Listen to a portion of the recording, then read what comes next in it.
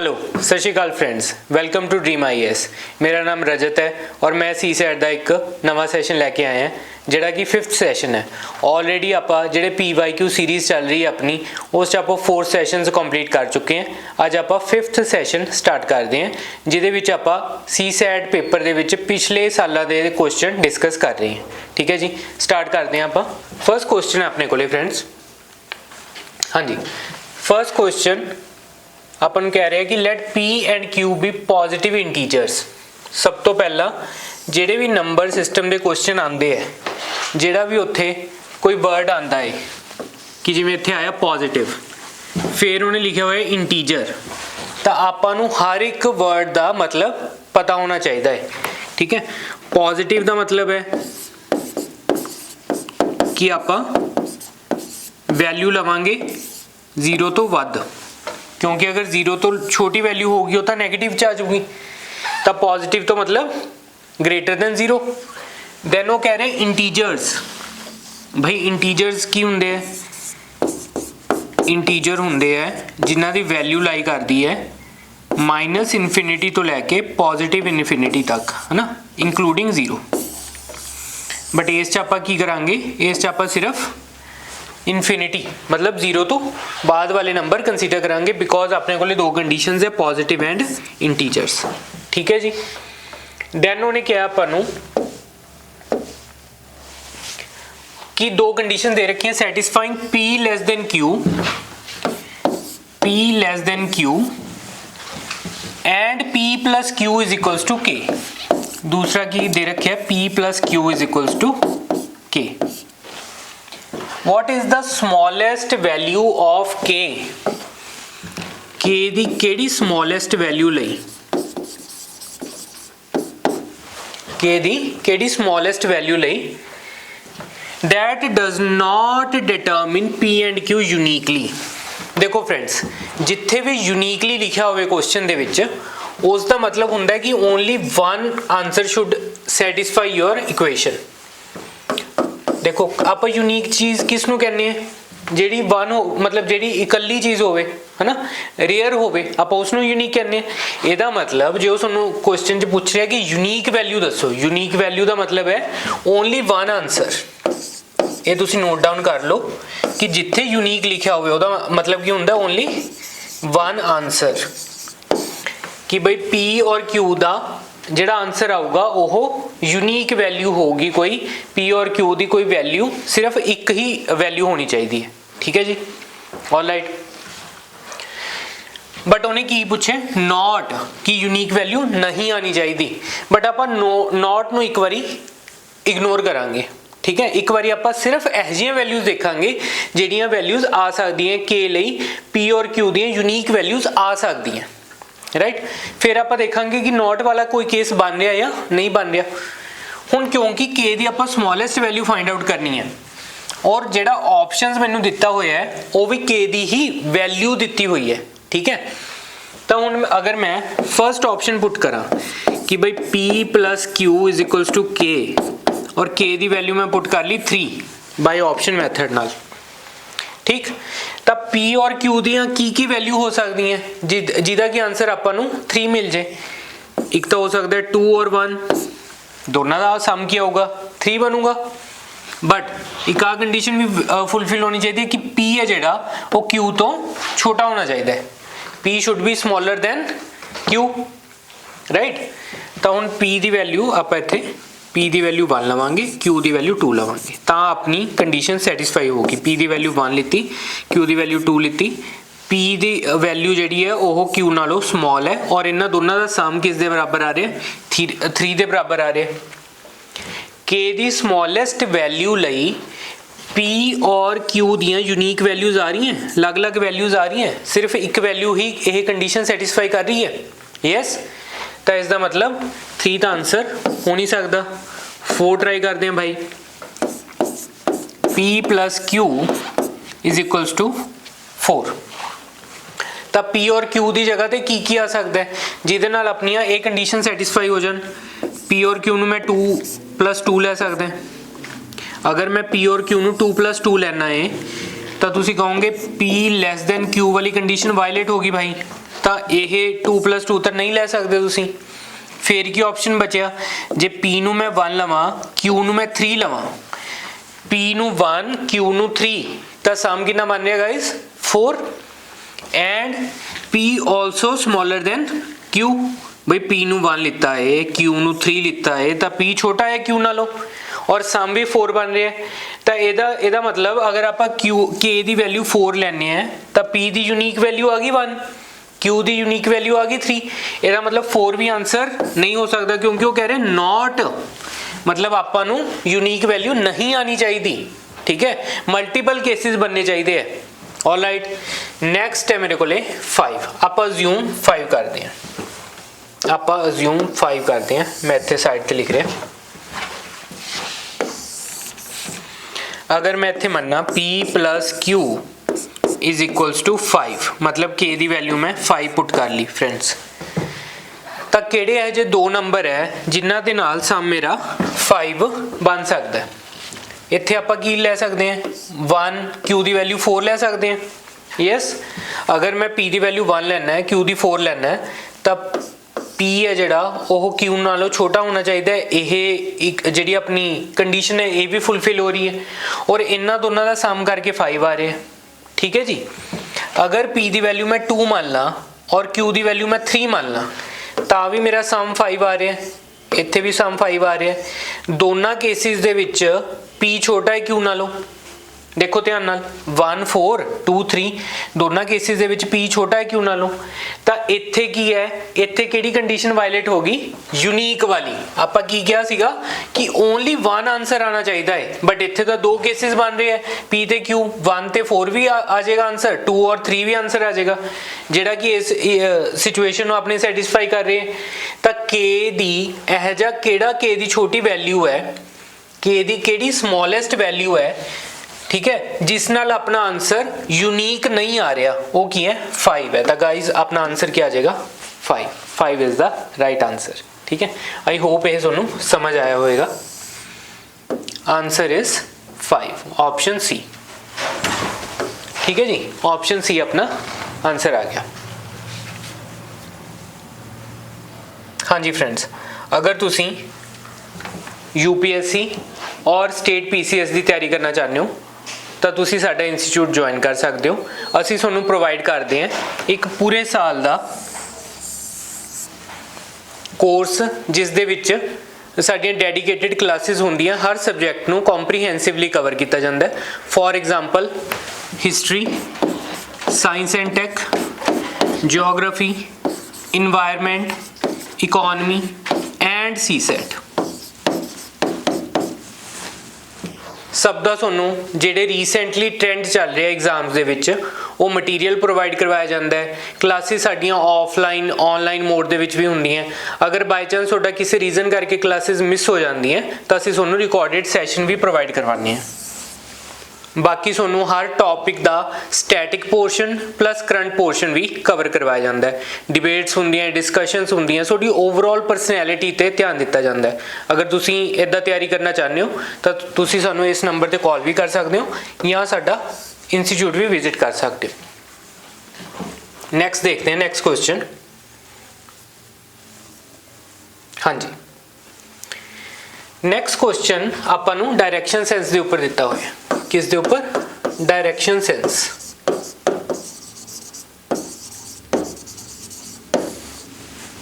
Draw कर लेने भाई। A person walks 100 metre straight from his house. तो मैं मान लेना है कि यह उसका हाउस है, ठीक है।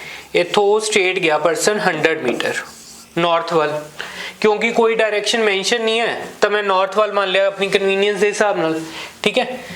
टर्न लेफ्ट, फिर वो किस डायरेक्शन च मुड़ गया, लैफ्ट च मुड़ गया and walks 100 metre, 100 metre cover किया। Again turns left and walks 300 metre, फिर वो किधर गया, फिर लैफ्ट टर्न कर गया। अगर फिर लैफ्ट टर्न करूँगा तो नीचे तक आऊगा, इत्थों तक ही हो गया 100, फिर कितना जाऊगा अगे 200, बिकॉज टोटल कितना है फ्रेंड्स, ये टोटल 300 मीटर मूव किया है।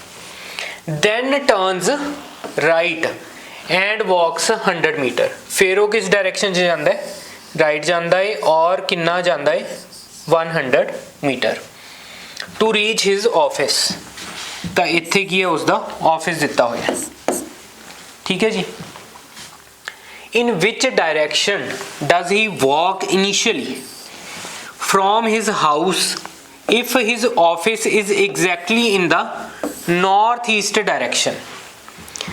कहंदा ਉਹ ਇਨੀਸ਼ੀਅਲੀ ਕਿਸ डायरेक्शन ਚ मूव ਕੀਤਾ ਹੋਊਗਾ अगर उसका ऑफिस है ਜਿਹੜਾ ਉਹ एग्जैक्टली किस डायरेक्शन ਚ ਹੋਵੇ, नॉर्थ ईस्ट डायरेक्शन ਚ ਹੋਵੇ, ठीक है। ਆਪਾਂ ਪਹਿਲਾਂ ਦੇਖਦੇ ਹਾਂ ਕਿ उसका ऑफिस है ਕਿਹੜੀ डायरेक्शन ਚ। देखो जे इत्थे मैं डायरेक्शंस ड्रॉ कर ਲਾਂ, इत्थे अगर मैं डायरेक्शंस ड्रॉ कर ਲਾਂ तो ऊपर नॉर्थ ਹੁੰਦੀ है, नीचे साउथ ਹੁੰਦੀ है, इधर ईस्ट होगी, इधर वेस्ट होगी, ठीक है। ये अपने को 4 कार्डिनल्स बन गए। तो ਉਹਦਾ ऑफिस किस डायरेक्शन च भाई, ਉਹਦਾ ऑफिस है साउथ वैस्ट ਦੇ ਵਿੱਚ। उसका ऑफिस अपने ड्रॉ करने के हिसाब ਨਾਲ किस डायरेक्शन च है, साउथ वैस्ट ਦੇ ਵਿੱਚ है, राइट। बट क्वेश्चन की कह रहे हैं कि अगर उसका ऑफिस नॉर्थ ईस्ट च होवे, अगर उसका ऑफिस नॉर्थ ईस्ट च होवे तो इनिशियली वो किस डायरेक्शन च मूव किया होगा। देखो जी अपने हिसाब नाल उसका ऑफिस बन रहा है साउथ वैस्ट च, बट क्वेश्चन कह रहा है कि उसका ऑफिस किस च होना चाहिए, नॉर्थ ईस्ट च होना चाहिए। नॉर्थ ईस्ट डायरेक्शन ये वाली है, मतलब एग्जैक्टली ऑपोजिट होना चाहिए है ना। अपने हिसाब नाल ऑफिस बन रहा साउथ वैस्ट च, क्वेश्चन कह रहे हैं ऑफिस होना चाहिए सी नॉर्थ ईस्ट च, मतलब एग्जैक्टली 180 डिग्री। तो अगर एग्जैक्टली 180 डिग्री डायरेक्शन चेंज हो रही है तो हर डायरेक्शन पूरे चारों दी चारों डायरेक्शन 180 डिग्री चेंज हो जाएंगे। तो इनिशियली अगर वो नॉर्थ वाल मूव किया है तो अगर उसका ऑफिस नॉर्थ ईस्ट च होगा तो किधर मूव करूँगा, साउथ वाल मूव कर जूगा 180 डिग्री ऑपोजिट। तो किधर मूव कर जूगा वो साउथ वाल। जे पहला नॉर्थ वाल फेस कर रहे हैं तो हुण किधर फेस करूँगा, साउथ वाल। आंसर क्या आ गया अपना साउथ, राइट। ओके चलो जी नेक्स्ट देखते हैं आप। इसका ऑप्शन है guys C, C is our right option, ठीक है जी।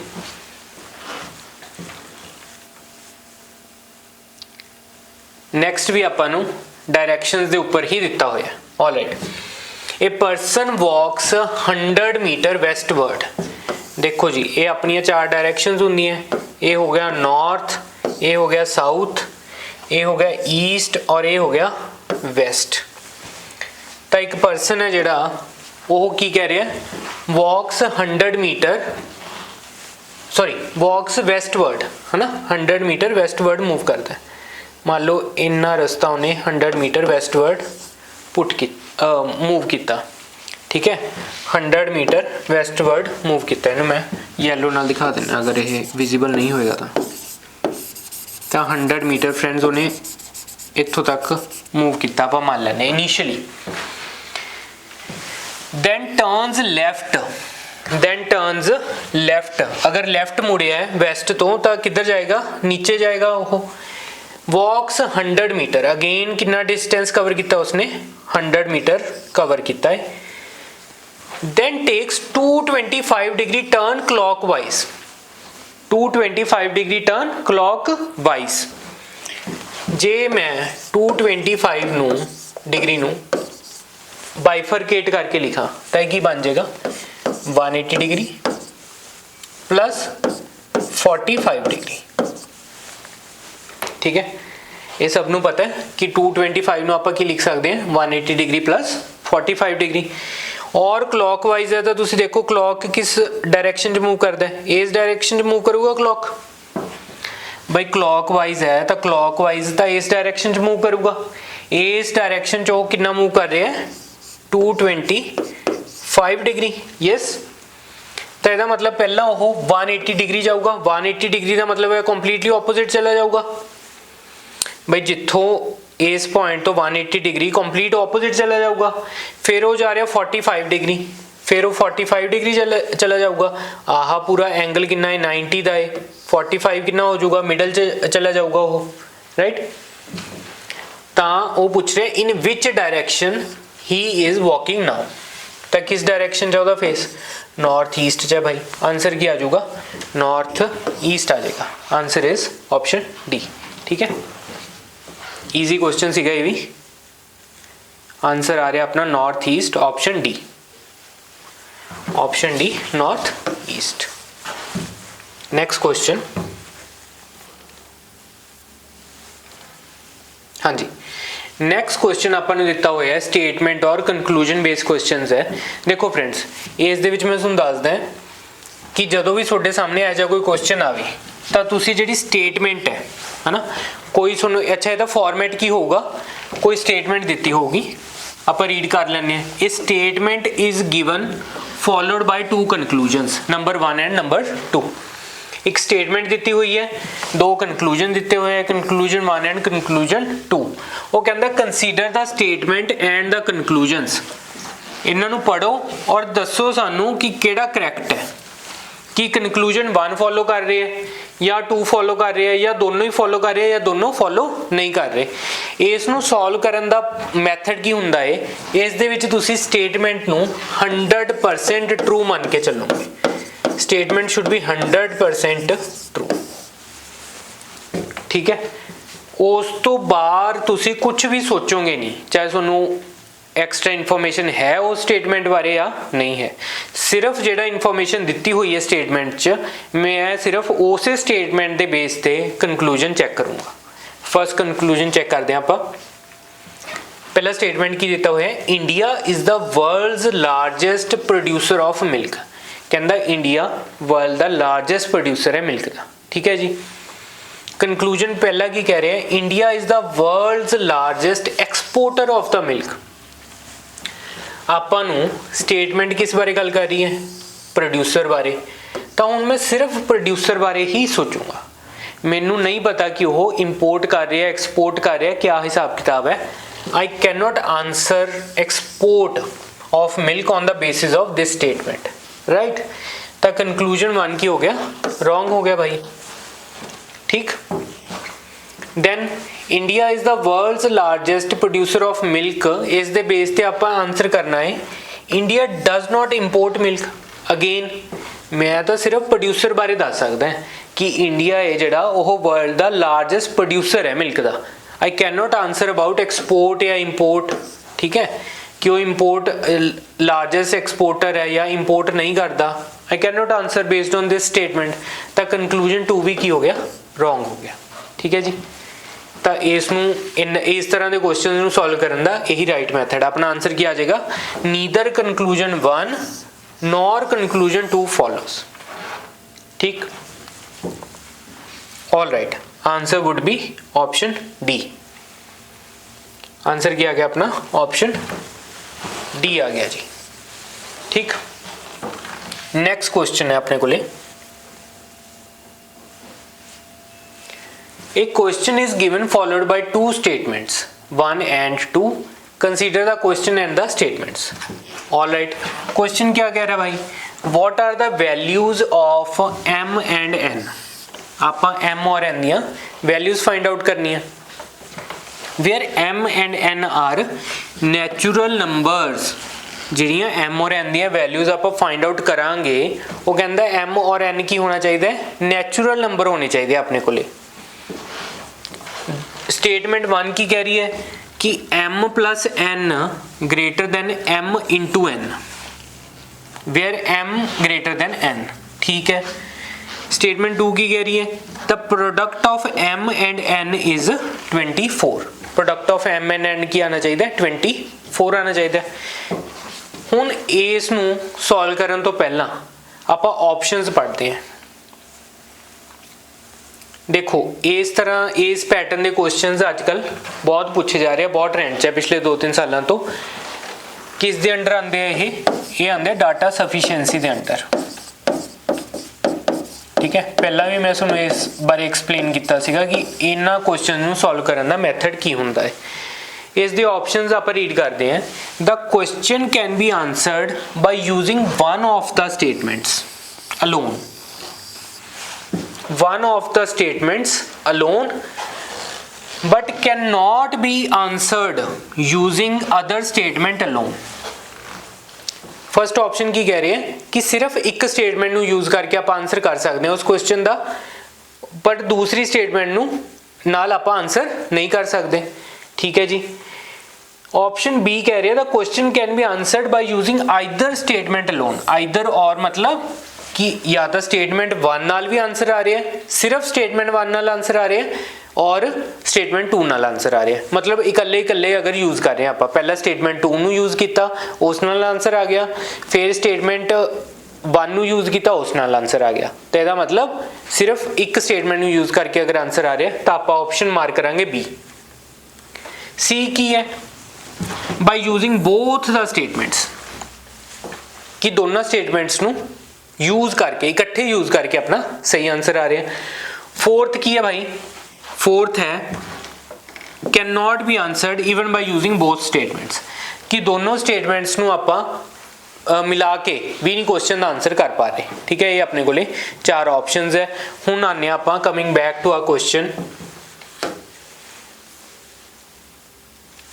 देखो जी, क्वेश्चन कहता है एम और एन दी वैल्यूज फाइंड आउट करनी है, जिथे कि एम और एन की होने चाहिए, नेचुरल नंबर होने चाहिए। नेचुरल नंबर कौन से होते हैं? Starting from 1 till infinity. ठीक है, starting from 1 to infinity are natural numbers. Counting numbers, positive numbers, सब क्या जाता है किसनू? नेचुरल नंबर्स नू।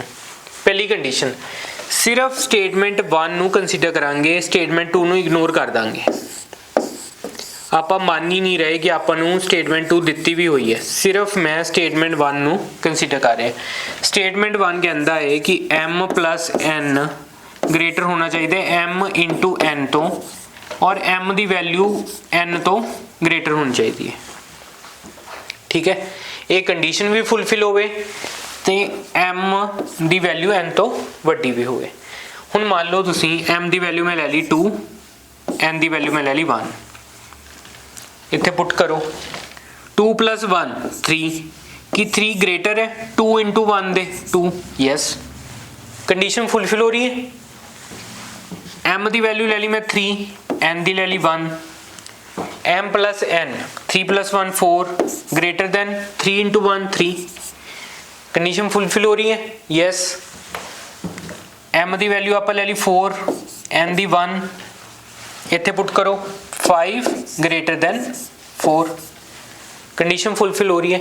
इदा करके अगर आप m n की वैल्यूज ले जाइए 5 1 6 1 7 1 8 1 9 1 एंड सो ऑन, तो जिन्नियां भी वैल्यूज आनगियां सब दे विच m जिहड़ा होगा वो हमेशा n तो वड्डा होएगा इस तरह की वैल्यूज दे विच।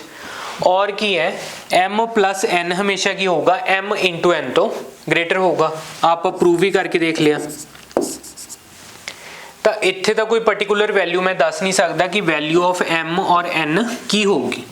ठीक है, उन्हें ये नहीं कहा कि पॉसिबल वैल्यूज की होंगी, उन्हें पूछा था values of m and n कि m और n की वैल्यू की होएगी। ठीक है, तो इत्थे तो मैं पर्टिकुलर आंसर नहीं कर सकता सिर्फ फर्स्ट स्टेटमेंट को यूज करके। तो फर्स्ट स्टेटमेंट तो होगी रॉन्ग, कि भाई सिर्फ फर्स्ट स्टेटमेंट को यूज करके तो आप आंसर नहीं कर सकते, इस करके आप फर्स्ट स्टेटमेंट को की करांगे गलत कर देंगे। हुण तुसी आ जाओ स्टेटमेंट 2 दे उपर, हुण आ जाओ स्टेटमेंट 2 दे उपर, और आप मान लेने हैं कि स्टेटमेंट 2 ही दी हुई है, सिर्फ आप स्टेटमेंट 1 नू इग्नोर करते हैं, आप स्टेटमेंट 1 नू इग्नोर करते हैं, सिर्फ स्टेटमेंट 2 दे नू यूज करके आप आंसर करने की कोशिश करते हैं। स्टेटमेंट 2 की कह रही है कि the product of m and n कितना होना चाहिए? 24 होना चाहिए।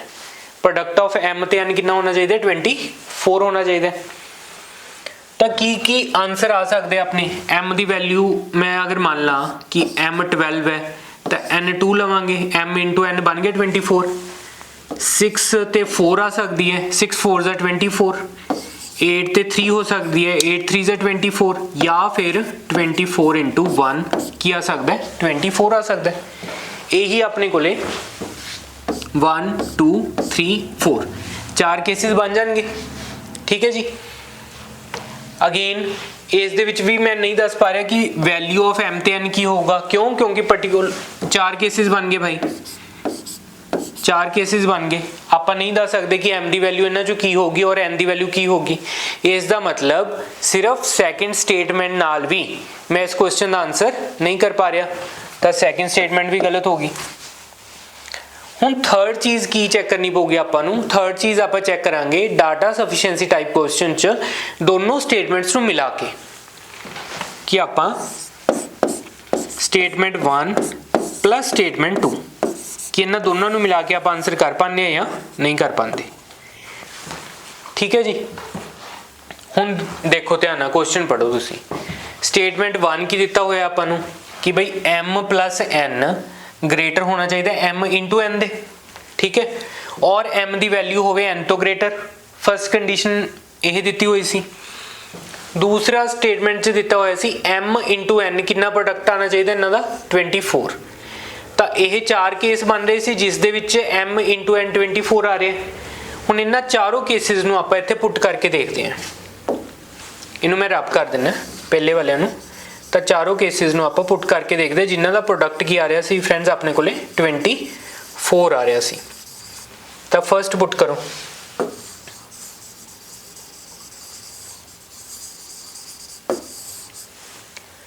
फर्स्ट की है 12 ते 2। बई इत्थे 12 पुट किया, m की वैल्यू n की वैल्यू 2 पुट की। आ कंडीशन सैटिस्फाई होगी कि 12 ग्रेटर दैन 2 हो गया। 12 प्लस 2 कितना होंदा है 14 ग्रेटर दैन 12 इंटू 2 कितना होंदा है 24।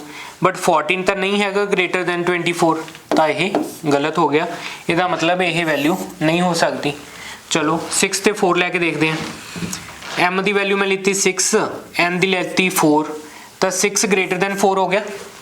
ठीक, इत्थे पुट करो 6 plus 4 10 greater than 6 into 4 24। Again 10 is not greater than 24, ये भी गलत हो गया। 6 ते 4 भी नहीं वैल्यू पुट कर सकते। थर्ड लेने 8 और 3।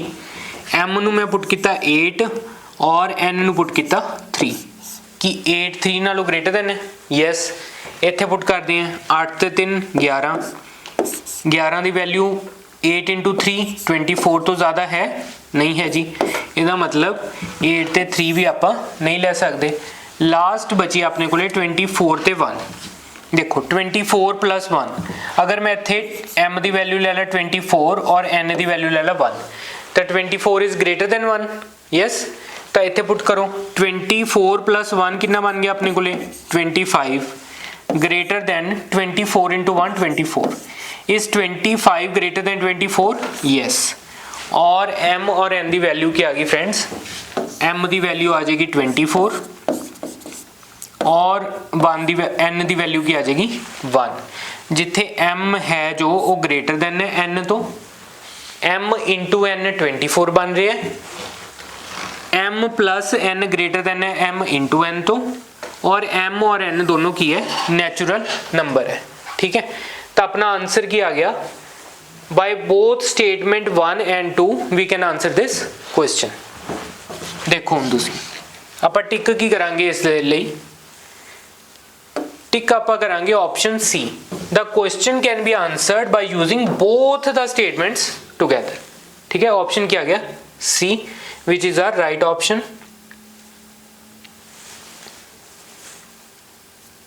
Option C is a right option.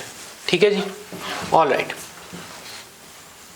हाँ जी, अगर तुसी साडे बैचेस ज्वाइन करना चाहते हो तो साडे ईयरली बैच चलते हैं जिस दे विच असी हर एक सबजैक्ट डिटेल नाल कवर करते हैं। नाल नाल स्टैटिक पार्ट और करंट पार्ट भी कवर हुंदा है। सोनू स्टडी मटीरियल दिता जाता है। ठीक है, और बैचेस के साइज़ भी इन्ने होंगे कि 1-to-1 मैंटोरशिप असी दे सकीए। तो अगर तुसी कंसाइजली और कंस्ट्रक्टिव वे नाल तैयारी करना चाहते हो तो तुसी साडे बैचेस ज्वाइन कर सकते हो। इस नंबर पर कॉल कर सकते हो या साडा इंस्टीट्यूट भी विजिट कर सकते हो। Thank you so much friends.